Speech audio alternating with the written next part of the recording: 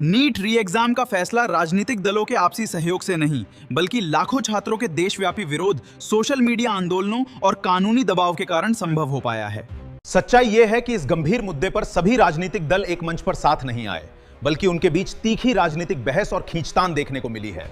सहयोग और एकजुटता की सीख। देश के युवाओं और छात्रों के भविष्य से जुड़े संवेदनशील मुद्दों पर सभी को राजनीति से ऊपर उठकर एक दूसरे का सहयोग करना चाहिए। हालांकि इस मामले में री एग्जाम का श्रेय किसी राजनीतिक दल के आपसी तालमेल को नहीं, बल्कि देश के छात्रों की एकजुटता और न्याय की सामूहिक मांग को जाता है, जिसने व्यवस्था को झुकने और सुधार करने पर मजबूर किया। नीट परीक्षा विवाद में दोबारा परीक्षा और सोशल मीडिया दोनों की भूमिका बहुत ही महत्वपूर्ण, निर्णायक और ऐतिहासिक रही है। इन दोनों माध्यमों ने मिलकर इस पूरे मुद्दे को देश का सबसे बड़ा मुद्दा बना दिया। इस पूरे घटनाक्रम में दोनों की भूमिका को विस्तार से समझा जा सकता है। सोशल मीडिया इस पूरे आंदोलन की रीढ़ की हड्डी साबित हुआ। इसके बिना लाखों छात्रों की आवाज को दबाया जा सकता था। पेपर लीक का खुलासा और सबूत, परीक्षा के तुरंत बाद प्रश्न पत्र और उत्तर पुस्तिकाओं के स्क्रीनशॉट व्हाट्सएप और टेलीग्राम पर जंगल की आग की तरह फैल गए।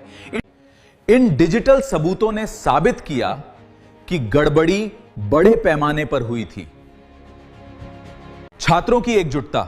देश के अलग अलग कोनों में बैठे 22 लाख से अधिक छात्रों को एक मंच पर लाने का काम सोशल मीडिया ने किया।